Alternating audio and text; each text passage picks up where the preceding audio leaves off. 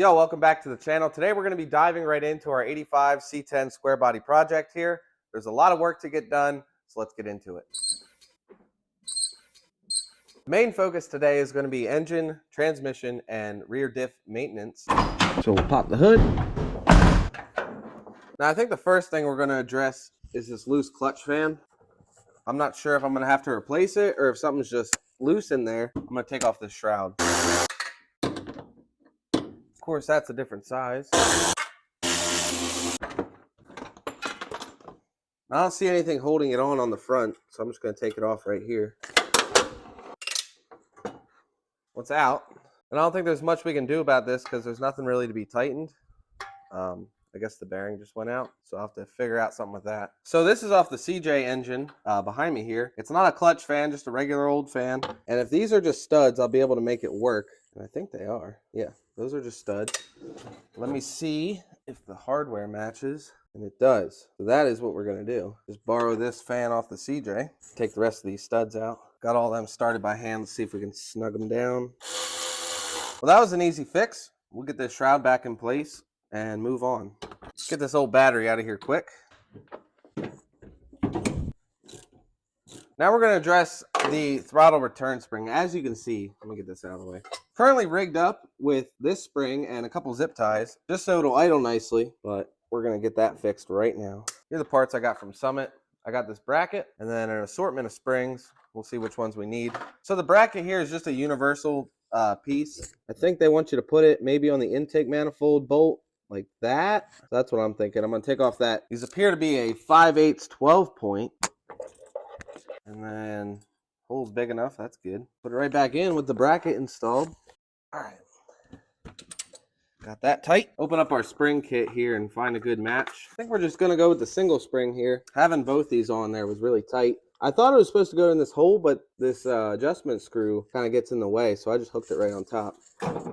Seems to work pretty good. So we'll go with that for now. If it gives me issues, I have all these springs. I'll throw these in the glove box. Now, while we're in the area, we're going to throw a new fuel filter on. It wasn't giving issues. It just probably a good idea. That's leaking everywhere. Nice. All that fuel went right on the headers. That's exactly what you want. Let her rip in here.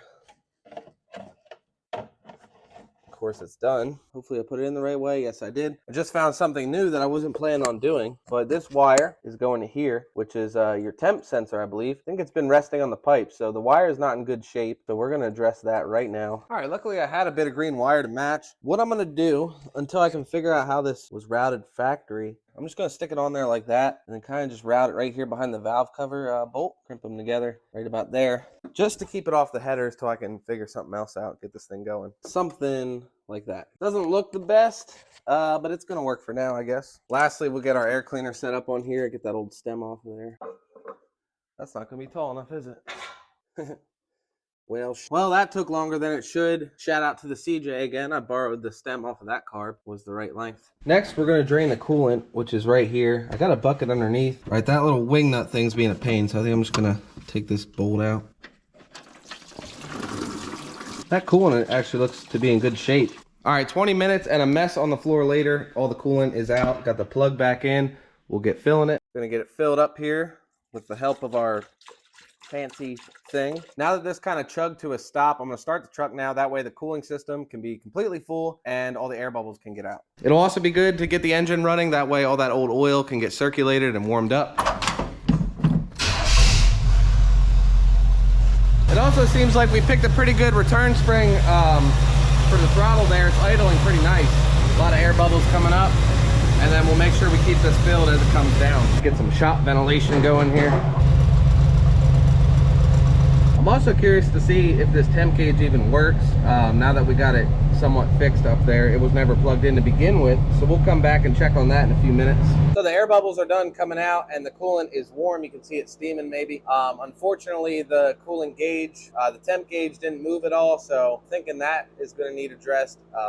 Not today though, but we'll get this plug, get it off of there. All right, we're underneath now. Oil drain bolt and oil filter conveniently located next to each other. Try not to burn myself in the exhaust here. Oh, there comes oil. We'll just let that run its course. Screw it. We'll get it. Now to fill it back up, we'll be using approximately 5 quarts of this Rotella T4. It says heavy duty diesel, but this oil is full of zinc and all kinds of good stuff. And a lot of guys run them in these older engines. All right, that's 4 quarts. I'm gonna let it settle for a while. Check the dipstick. Not gonna bore you with that. I think you guys know how this works. All right, let's head under the truck now. We'll drop that transmission pan, get this filter changed, and get the new dust cover on. Well, there is no drain plug on here. Nope. So we're just gonna have to do it the fun way. 1/2-inch bolts. Well, I didn't even get all the way around, and it's already starting to go.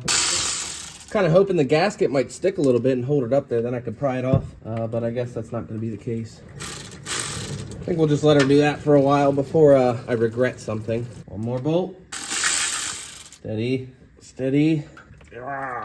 Supposed to be that loose. Oh, let's get this filter out and just remove this bolt.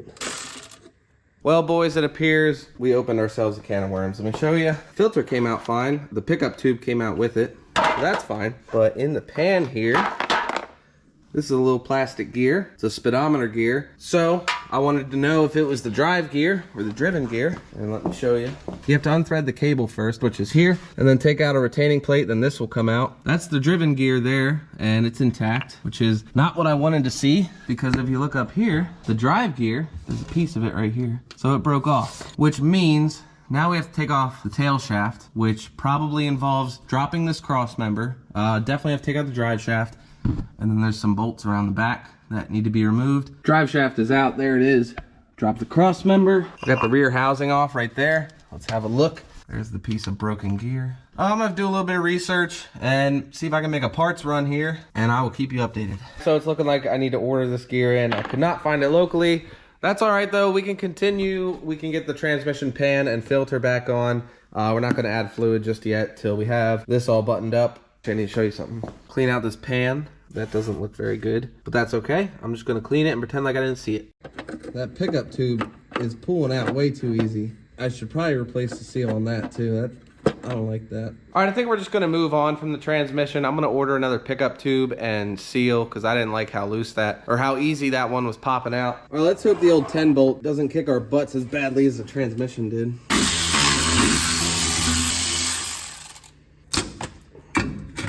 Well, so much for buying the LSD additive, being optimistic, because we got an open rear. That's all right though. All right, got our new cover here. Now we can go fill it. So we actually fill it from the side here. There's a lot of crap caked up on there.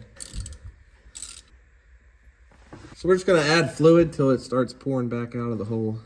And it is. Just gonna stick the plug in and we'll call it done. Also, don't forget to tighten your drain plug on your new cover. If I have to take that thing out and wrap it with tape, I'm gonna be upset. One more thing, don't forget to shiny this thing up. Whew, this is the nicest thing I own. Well, that's gonna wrap it up for this one, guys. Didn't go quite as planned, but that's all right.